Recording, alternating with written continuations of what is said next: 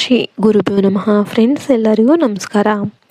ಪ್ರಿಯ ವೃಶ್ಚಿಕ ರಾಶಿಯ ಪ್ರಿಯ ಬಂಧುಗಳೇ, ನೀವು ಈ ಕ್ಷಣ ಮಾತುಗಳನ್ನು ಕೇಳ್ತಾ ಇದ್ರೆ ಅದು ಕೇವಲ ಆಕಸ್ಮಿಕವಲ್ಲ, ಇದು ದೈವಿಕ ಸೂಚನೆ.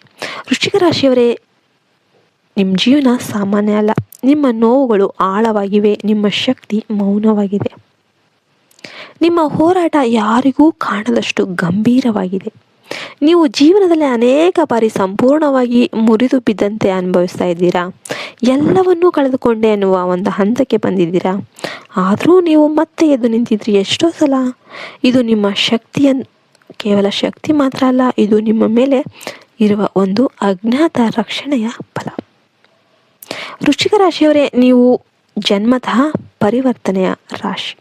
ನೀವು ಬಿದ್ದರೂ ಅದೇ ಬಿದ್ದ ಜಾಗದಿಂದನೇ ಹೊಸ ರೂಪದಲ್ಲಿ ಎದ್ದು ಬಂದಿದ್ದೀರಾ. ನೀವು ಮೌನವಾಗಿದ್ದರೂ ನಿಮ್ಮ ದೃಷ್ಟಿ ತೀಕ್ಷ್ಣ, ನೀವು ನಗ್ತಾ ಇದ್ರೂ ನಿಮ್ಮೊಳಗೆ ಆಳವಾದ ಯುದ್ಧ ನಡೀತಾ ಇರುತ್ತೆ. ಆದರೂ ಗಮನಿಸಿ ನೋಡಿ, ನೀವು ಸಂಪೂರ್ಣವಾಗಿ ನಾಶವಾಗಬೇಕಾಗಿದ್ದ ಒಂದು ಸಂದರ್ಭದಲ್ಲೂ ಕೂಡ ಯಾವುದೋ ಒಂದು ಶಕ್ತಿ ನಿಮ್ಮನ್ನು ಉಳಿಸಿದೆ. ವೃಶ್ಚಿಕ ರಾಶಿಯವರೇ, ನಿಮ್ಮ ಮೇಲೆ ಭೈರವ ಮತ್ತು ದುರ್ಗಾದೇವಿಯ ದೃಷ್ಟಿ ಇದೆ. ಭೈರವನು ನಿಮ್ಮ ಶತ್ರುಗಳನ್ನು ನಾಶ ಮಾಡ್ತಾನೆ. ದುರ್ಗೆ ನಿಮ್ಮನ್ನು ಮಾನಸಿಕವಾಗಿ ಆತ್ಮೀಯವಾಗಿ ರಕ್ಷಣೆ ಮಾಡ್ತಾಳೆ. ಆ ಕಾರಣದಿಂದನೇ ನಿಮ್ಮ ವಿರುದ್ಧ ನಡೆದ ಎಷ್ಟೋ ಕುತಂತ್ರಗಳು ಕೊನೆಯ ಕ್ಷಣದಲ್ಲಿ ಅವರಿಗೆ ತಿರುಗೇಟಾಗಿದೆ. ನಿಮ್ಮನ್ನು ಮೋಸ ಮಾಡಿದವರು ತಾವೇ ಬಲೆಗೆ ಬಿದ್ದಿದ್ದಾರೆ. ನಿಮ್ಮ ಮೌನವೇ ನಿಮ್ಮ ಶಸ್ತ್ರವಾಗಿದೆ.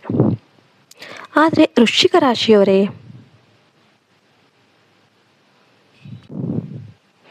ಒಂದು ಎಚ್ಚರಿಕೆ, ನೀವು ಎಲ್ಲವನ್ನ ನೆನ್ಪಿಟ್ಕೊಳ್ತಾ ಇರ್ತೀರ.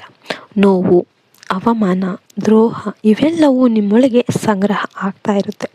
ಅದನ್ನು ಹಿಡಿದುಕೊಂಡೇ ಬದುಕಿದರೆ ನಿಮ್ಮ ಶಕ್ತಿಯೇ ನಿಮ್ಮನ್ನು ಸುಟ್ಟು ಬಿಡಬಹುದು. ಈಗ ಕಾಲ ಬದಲಾಗ್ತಾ ಇದೆ.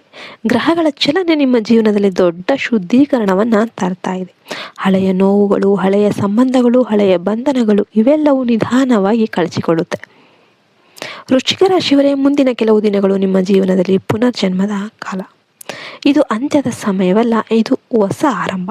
ಮಂಗಳ ಮತ್ತು ಗುರುಗಳ ಸಂಯೋಗದಿಂದ ನಿಮ್ಮೊಳಗಿನ ಶಕ್ತಿ ಜಾಗೃತವಾಗುತ್ತೆ.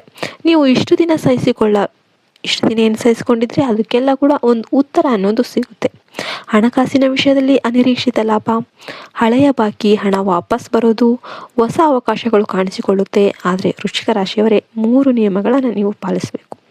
ಮೊದಲನೆಯದು, ಪ್ರತೀಕಾರದ ಭಾವನೆ ಬಿಟ್ಬಿಡಬೇಕು. ನ್ಯಾಯ ದೈವಿಕವಾಗಿ ನಡೆಯುತ್ತೆ. ಎರಡನೆಯದು, ನಿಮ್ಮ ಶಕ್ತಿಯನ್ನು ಮೌನವಾಗಿ ಬಳಸಿ.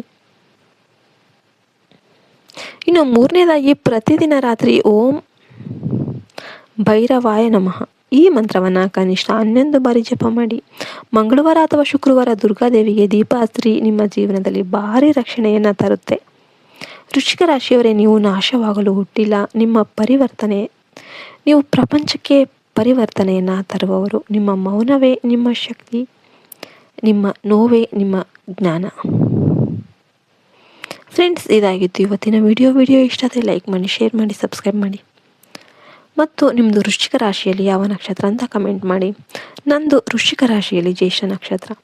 ಮತ್ತೆ ಇನ್ನೊಂದು ವಿಡಿಯೋದಲ್ಲಿ ಸಿಗೋಣ ಅಂತ ಹೇಳ್ತಾ ಈ ವಿಡಿಯೋನ ಮುಗಿಸ್ತಾ ಇದ್ದೇನೆ. ಜೈ ಹಿಂದ್, ಜೈ ಭಾರತ್ ಮಾತೆ. ಹರಿ ಓಂ ತತ್ಸತ್. ಸರ್ವೇ ಜನೋ ಸುಖಿನೋ ಭವಂತು.